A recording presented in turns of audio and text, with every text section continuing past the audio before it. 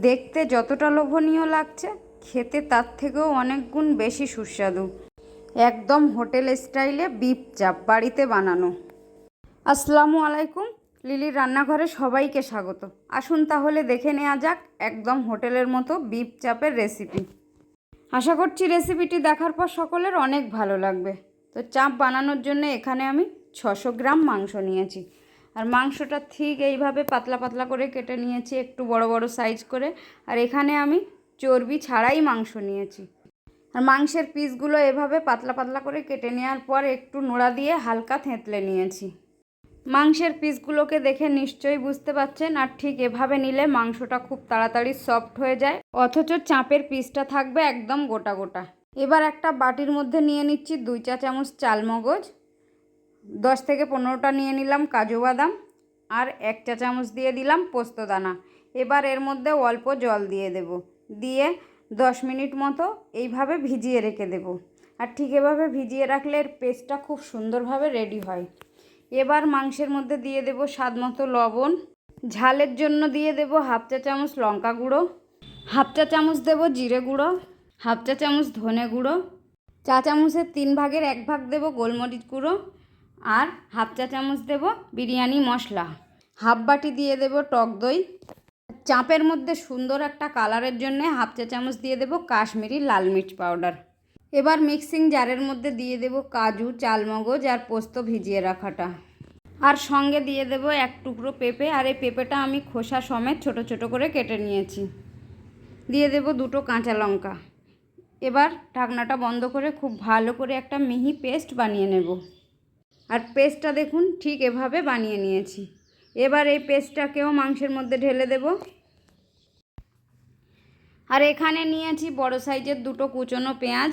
পেঁয়াজটাকেও mixing জারে দিয়ে খুব ভালোভাবে মিহি একটা পেস্ট বানিয়ে নেব। তো পেঁয়াজটাকে খুব সুন্দরভাবে পেস্ট বানিয়ে নিয়েছি। এবার এই পেস্টটাকেও মাংসের মধ্যে দিয়ে দেব, আর দিয়ে দেব 2 চামচ পরিমাণ সর্ষের তেল। এবার এই সমস্ত কিছু খুব ভালোভাবে ম্যারিনেট করে নেব। আর এখানে আমি 2 চা চামচ আদা রসুনের পেস্ট ব্যবহার করেছি, যেটা দেখাতে ভুলে গেছি। তো 600 গ্রাম মাংসের মধ্যে আদা রসুন একসঙ্গে বেটে 2 চা চামচ পরিমাণ দিয়েছি। তো মাংসটা খুব ভালোভাবে ম্যারিনেট করে নিয়েছি। আর এই মাখানোর কাজটা একটু সময় নিয়ে করতে হবে। 4 থেকে 5 মিনিট আমি মেখেছি, যাতে মাখতে মাখতেই মাংসর মধ্যে অর্ধেক মশলা মিশে যায়। তো এবার এটা ঢাকা দিয়ে আমি রেখে দেব 2 থেকে 3 ঘন্টার জন্যে। আর এটা যত বেশি সময় রাখবেন মাংসটা তত বেশি সফট হবে। তো মাংসটা ম্যারিনেট করে রাখার 2 ঘন্টা পর চলে এলাম চুলাতে। চুলা অন করে একটা প্যান বসিয়েছি। আর প্যানটা খুব ভালোভাবে গরম হয়ে গেলে প্যানের মধ্যে দিয়ে দেব কিছুটা পরিমাণ সাদা তেল। তেলটা ভালোভাবে গরম হয়ে গেলে এবার এর মধ্যে ম্যারিনেট করে রাখা মাংসের পিসগুলো ঠিক এভাবে একে একে দিয়ে দেব। আর এইরকম একটু খেলানো কিছুর মধ্যে যদি চাপটা করা হয় তো চাপটা সব থেকে বেশি সুন্দর হয়। আর সবশেষে গ্রেভিটাকেও এভাবে দিয়ে দিলাম। আর ম্যারিনেট করা মাংসের বাটির মধ্যে অল্প পরিমাণ জল দিয়ে ধুয়ে জলটা দিয়ে দিলাম। দেওয়ার পর একটুখানি সময় রেখে দেব। আর ঠিক এভাবে ফুটতে শুরু করলে নিচের দিক থেকে ঠিক এভাবে আলতো করে একটুখানি নেড়ে চেড়ে দেব। তারপর ঢাকা দিয়ে দেব।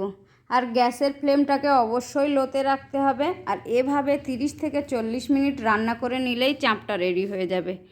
আর 20 মিনিট পর ঢাকনাটাকে একবার খুলে নিয়েছি, নিয়ে মাংসগুলোকে ঠিক এভাবে আলতো করে উল্টে দিচ্ছি।